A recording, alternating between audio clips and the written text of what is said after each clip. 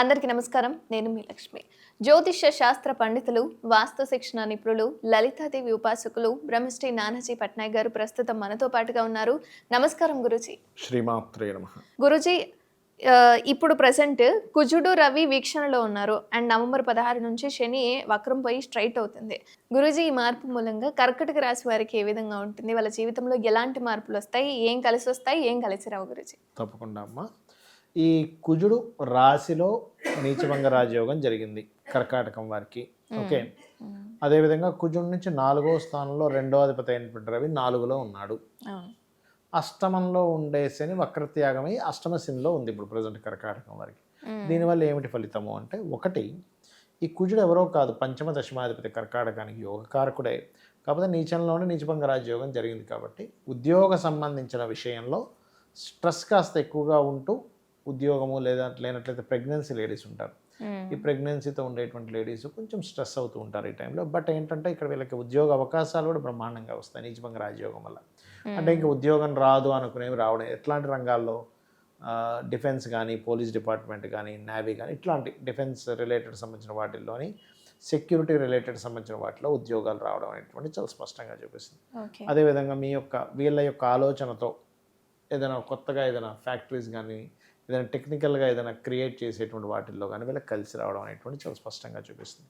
ఇక 2వ అధిపతి రవి క్లియర్గా మనకి 4వ స్థానంలో ఉన్నందుకు ప్రాపర్టీస్ మూలంగా ధనయోగం, లేనట్లయితే సోలార్ రిలేటెడ్ ఉంటాయి కదమ్మా, సోలార్ ద్వారా పవర్ వచ్చేటువంటివి, అట్లాంటివి ఎవరైనా కరెంట్కి సంబంధించిన అట్లాంటివి ఎవరైనా సరే చేస్తున్నట్లయితే, అలాంటి ఫ్యాక్టరీస్ కావచ్చు, అటువంటివి ఎవరైతే ప్రారంభిస్తారో అట్లాంటి విషయాల్లో చాలా బాగుంటుందని చెప్పి తెలుస్తుంది. అయితే వీళ్ళకి అష్టమశని ఇన్ని రోజులు అష్టమంలో ఉండే శని వక్రగతిలో ఉన్నాడు. అష్టమశని ప్రభావం తక్కువ ఉంది కదండి, ఇప్పుడు పెరుగుతుంది కదా అంటారు. ఒకటే గుర్తుపెట్టుకోండి, ఎప్పుడైనా అష్టమశని నడుస్తుంది అన్నప్పుడు గుర్తుపెట్టుకోవాల్సింది ఏంటంటే, నిందలు ఎక్కువగా అనుభవిస్తుంటారు, సడన్ చేంజెస్ జరుగుతుంటాయి అష్టమశనిలో. చెయ్యని వాటికి ఎక్కువ నిందలు పడ్డము, మీరు చేయకపోయినా సరే మీరే చేశారని ఇట్లాంటివి పడుతూ ఉంటాయి. అయితే అందరికీ అలా అవ్వాలని రూల్ లేదు. వాళ్ళ జన్మజాతకంలో నడుస్తున్న మహాదశ కానీ, గోచారంలో మిగతా శుభగ్రహాల యొక్క బలం ఎక్కువగా ఉందనుకోండి, అప్పుడు ఏం కాదు మళ్ళీ.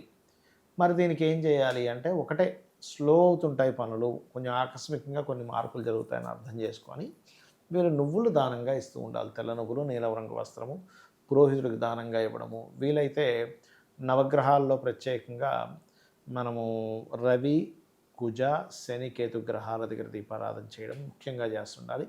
అలాగే కాస్త అష్టమంలో ఉండే గ్రహం ఎప్పుడైనా కుజుడు ద్వారా ఎఫెక్ట్ అయినప్పుడు ముఖ్యంగా వాహనాల మీద వెళ్ళేటప్పుడు జాగ్రత్తగా వెళ్ళాలి.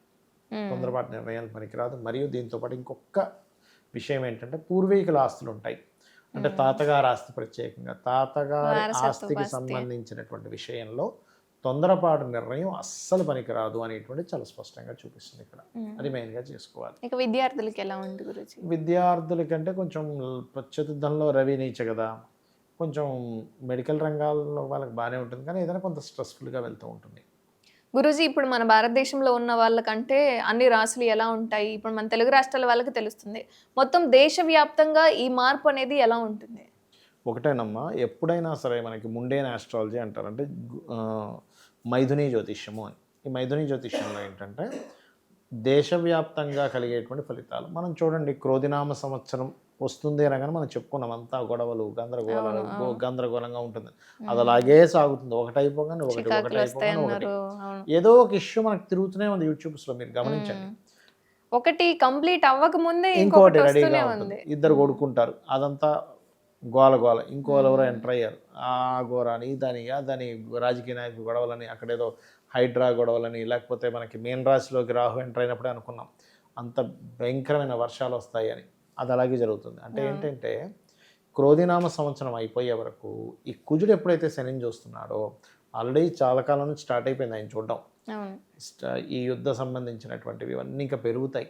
గొడవలు పెరగడము, గందరగోళాలు పెరగడము, మత కల్లోహాలు పెరగడము, పెద్ద గాలితో కూడినటువంటి వర్షాలు రావడము, మిలిటరీ వాళ్ళకి, పోలీస్ వాళ్ళకి కాస్త ఎక్కువ పని ఉండాల్సిన పరిస్థితి రావడం, ఇటువంటివన్నీ కూడా ఏర్పడుతుంటాయి ఈ కుజుడు శనిని చూడడం వల్ల.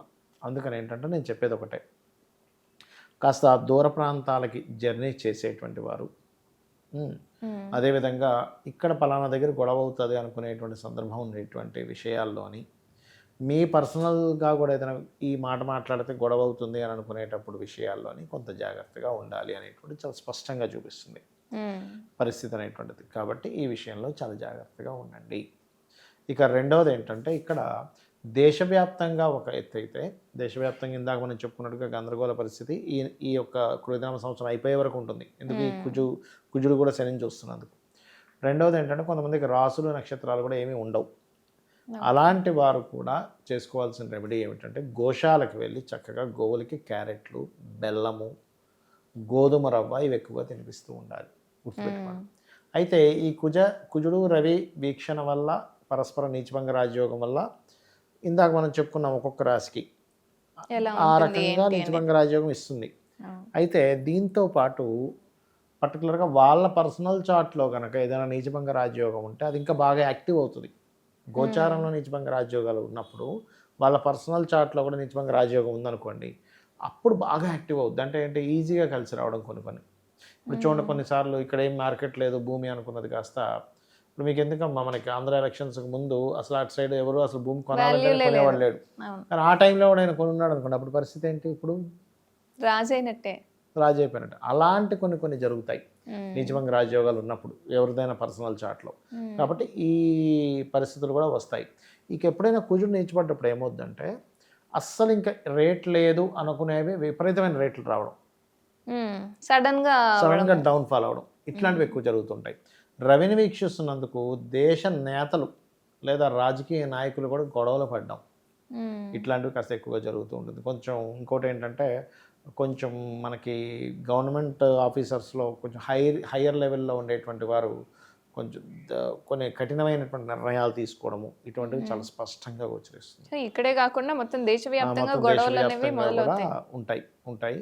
బట్ నేను అనేది ఏంటంటే సామాన్య ప్రజలు పెద్ద వాళ్ళు అనుకోండి అమ్మా, దాన్ని అట్లాగా వాళ్ళు నెట్టుకురాగలరు. కానీ సామాన్య ప్రజలు ఇబ్బంది పడకుండా ఉండాలి అంటే రవి, కుజ, శని గ్రహాల దగ్గర దీపారాధన ఒకటి చేయాలి. కేతు, ఈ 4 రవి, కుజ, శని, కేతు గ్రహాల దగ్గర దీపారాధన చేయడము.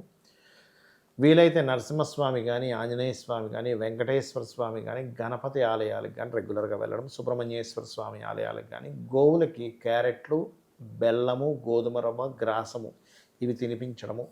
వీలైతే ఇంట్లో చండీ పారాయణం వినడం కానీ, చండీ పారాయణం చేయడం కానీ, చండీ హోమం కానీ లేదా గణపతి తర్పణం కానీ చేసుకోవడము, ఇవి గనక చేసుకోగలిగితే వీళ్ళకి ఎటువంటి ఇబ్బంది అనేటువంటిది ఉండదు. ఇంకొకటి ఏంటంటే మనం ఈ ఘర్షణ యోగాలు ఉన్నప్పుడు, ఈ క్రోధినామ సంవత్సరం ఉన్నప్పుడు పర్టికులర్గా ఏంటంటే భార్యాభర్తల మధ్య ఇంట్లో వాళ్ళకు కూడా గొడవ వస్తూ ఉంటాయి. ఎందుకంటే నెగిటివ్ ఎనర్జీ ఎక్కువగా ఫామ్ అవుతూ ఉంటుంది. ఇట్లా ఎప్పుడైనా ప్లానటరీ పొజిషన్స్ ఇలా ఉన్నప్పుడు ఏమవుతుందంటే నెగిటివ్ ఎనర్జీ ఎక్కువ ఫామ్ అవ్వడము, సాధనలు చేసే వాళ్ళకు కూడా మంచిది ఈ నెల చెప్పాలంటే. ఎందుకంటే రవి ఎప్పుడైతే నీచభంగ రాజయోగం జరిగిందో సాధన అద్భుతంగా సాగుతుంది అసలు. ఇప్పుడు మా అమ్మవారి మంత్ర జపం ఇట్లాంటివి ఉంటాయి చూసారా. నేను అందుకే మొన్న ఈ అష్టమి నుంచి అమావాస్య వరకు కూడా గురుపుష్మి యోగం వచ్చినప్పటి నుంచి నెక్స్ట్ రాబోయే దీపావళి అమావాస్య వరకు చేసే సాధనలు కూడా బలంగా పనిచేస్తాయి. కాబట్టి ఇవి చేసుకోవాలి ఈ టైంలో. చాలా చక్కటి అంశాలను మాతో పంచుకున్నారు గురుజీ, ధన్యవాదాలు. శ్రీమాత్రే నమః.